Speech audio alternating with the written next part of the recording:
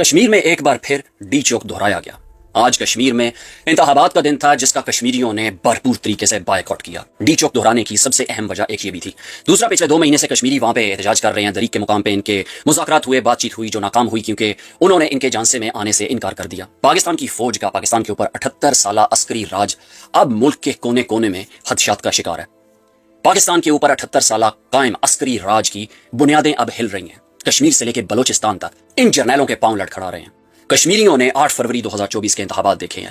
پاکستان کے انتخابات کو لوٹتے ہوئے انہیں دیکھا، عمران خان کا مینڈیٹ چراتے ہوئے انہیں دیکھا۔ کشمیریوں نے اپنے بنیادی انسانی حقوق کا مطالبہ لے کے ان کے پاس جانے کی بہت دفعہ کوشش کی۔ انہوں نے جواباً ان کو لاشیں دی، ان کے لوگوں کو شہید کیا۔ کشمیری پچھلے 2 مہینے سے دریق عیدگاہ کے مقام پر راولا کوٹ میں احتجاج کر رہے تھے۔ وہاں سے اکٹھے ہو کے مظفر آباد کی طرف لانگ مارچ ان کا شروع ہو چکا تھا، لیکن اس پہ پاکستان کے اوپر قابض عاصم منیر کی ذہنی مریض فوج نے اندھا دھند سیدھے فائر کر دیے۔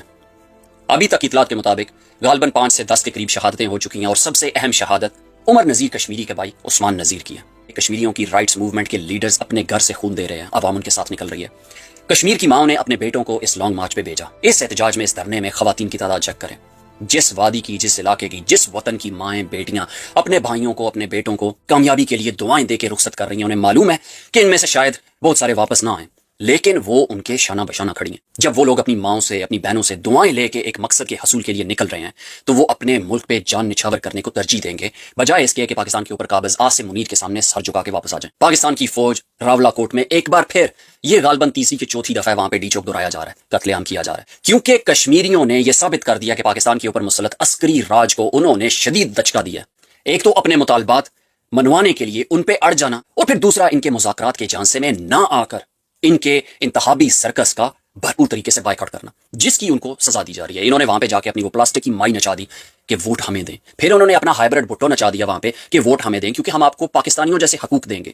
سمجھ نہیں آ رہی کہ پاکستانیوں کو ایسے کون سے حقوق میسر ہیں جو یہ ہجڑا ان کو دینے کی بات کر رہا تھا۔ کشمیریوں نے ان کو ریجیکٹ کر دیا ہے۔ ٹرن آؤٹ ہی کہہ رہے ہیں کہ 10% کے قریب ہے۔ کشمیری اپنے گھروں سے نکلے ہی نہیں ہیں پاکستانی فوج کے کرائے گئے انتخابی سرکس میں شامل ہونے کے لیے، جس کا فوج کو شدید غصہ ہوا کہ ہم ان کے اوپر کٹپتلیاں مسلط کرنا چاہ رہے ہیں، تو انہوں نے اس مسلط کرنے والے نظام میں حصہ کیوں نہیں لیا۔ کشمیریوں کی آج پھر لاشیں گرا دی ہیں۔